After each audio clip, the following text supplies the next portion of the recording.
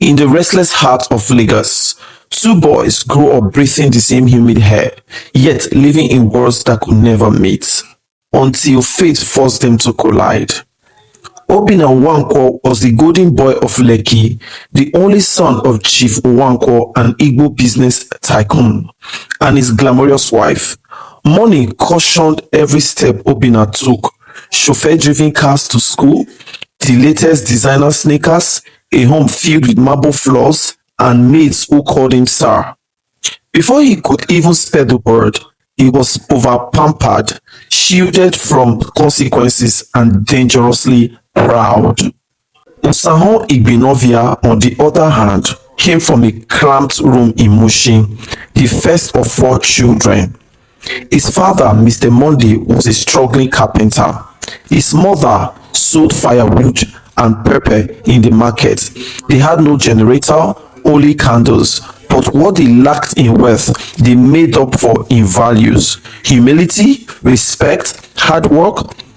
Osahon's mind was sharp as a blade, and books were his escape from the chaos of poverty. When Osahon won a scholarship to the prestigious Queen's Emerald International School, Obinna's school, his family rejoiced. It was the opportunity of a lifetime, but the joy didn't last long.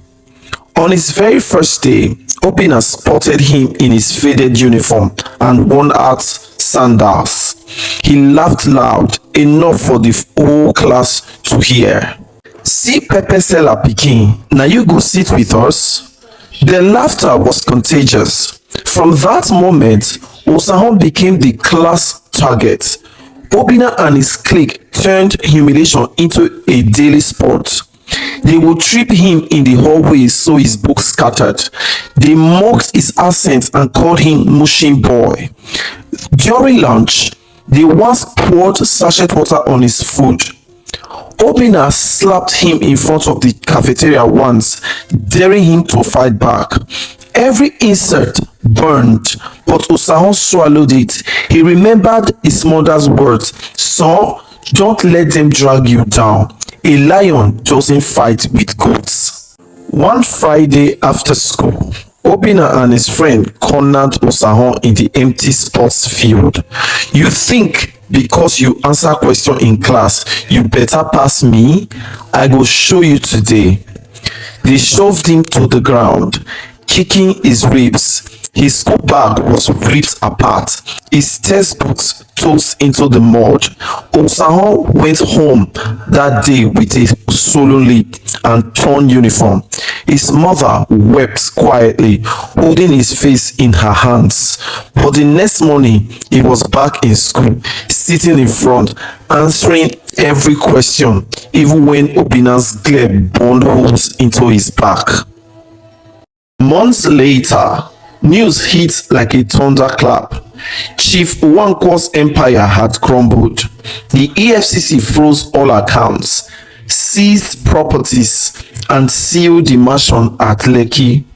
The Nwankwos vanished from social events. Madam Nwankwo sold her jewelries to pay debts, and Obinna stopped coming to school. When he returned weeks later, he looked thinner, wearing an oversized uniform that no longer smelled of imported perfume. His former friends avoided him, whispering that he was now broke boy. For the first time, Obinna sat alone at break time. One rainy afternoon, Osahon saw Obinna sitting under the school staircase, head down. He could have walked past. He could have repaid humiliation with silence, but he didn't. "You can come to my house after school," Osahon said softly. "Why?" Obinna asked, eyes narrowing. "Because everybody needs help sometimes, even you." That evening, Obinna stepped into the tiny mushy room for the first time. Mama Osas served him rice and beans. It was the first hot meal he had had in days. He ate slowly, ashamed. Weeks later, fortune smiled on the Igbenovia family. Mr. Monday was awarded a massive government contract to renovate public school furniture, thanks to a recommendation from an NGO he once helped for free. The family moved to a bigger flat in Ogudu. Osahon's scholarship was extended till graduation. At the school's end of year ceremony, Osahon received an award for outstanding academic excellence. Standing on stage, he scanned the crowd, locking eyes with Obina, who clapped quietly. His expression humbled. Osahon took the mic. I have learned that life can turn without warning. Treat people well, because tomorrow you might need the hand you once pushed away. The hall erupted in applause, and in that moment, the table had truly turned. Morals of the story: riches can fade, but character outlives fortune. Humility may suffer today, but tomorrow it will stand tall. If this story touched you or you found it educative, please give it a like, share it with others, and let me know your thoughts in the comments. Don't forget to subscribe and turn on the notification bell so you will always be the first to know when a new story drops.